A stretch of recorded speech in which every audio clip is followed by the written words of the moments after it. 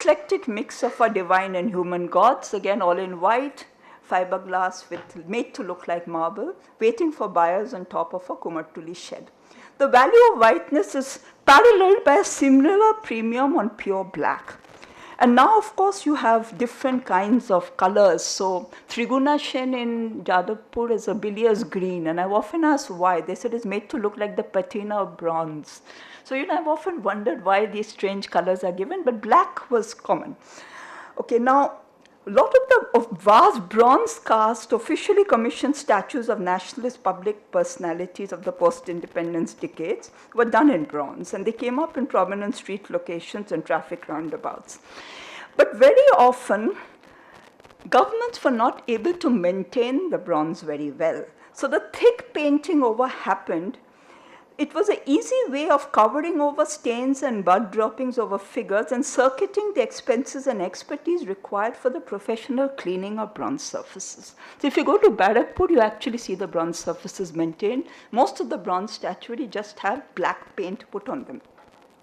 Black paint has resulted, in the case of much of the latter-day Indian statuary, to an even greater massification and dehumanization of the figures, and have allowed their sheer monumental volume to display the demands of verisimilitude and personhood.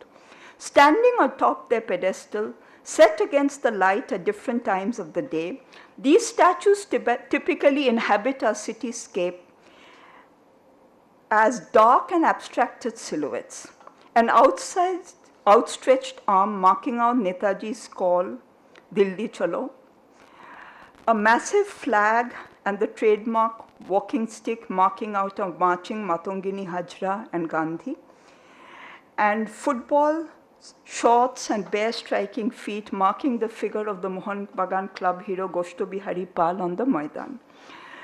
Their placement high above eye level in crowded locations and avenues meant mainly for moving traffic makes close viewing impossible and makes even any photographic detailing of faces, gestures, and accessories a challenge.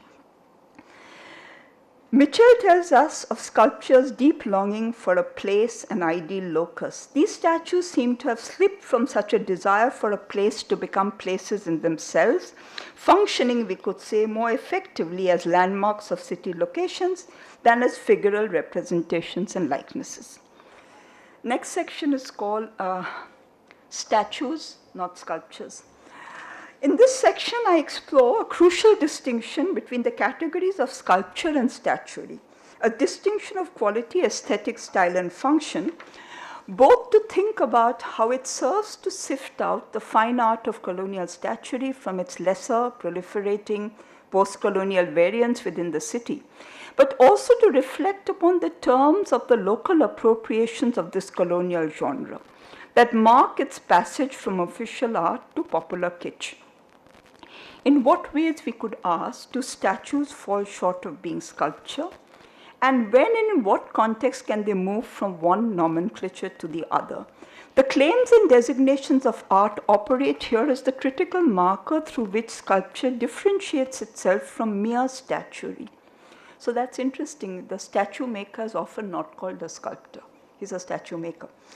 Its aesthetic merits and expressive properties pitted against pure mimetic functions of the latter. So even though both statues and sculptures grow out of the same material and process of production, statues have to struggle to establish themselves as a form of sculpture in their own right and to acquire a status as artistic objects. Now, in the case of Calcutta's colonial statues, this has partly happened. A new wave of historical and aesthetic attention has, over the past few decades, been turned on what is termed Britain's national school of figurative realist sculpture and on its thriving career in the history of British imperialism. So you cannot understand the history of empire without understanding the trade and the importance of statuary. So partly, imperial historians have turned to looking at statuary as an integral part of the representations of empire.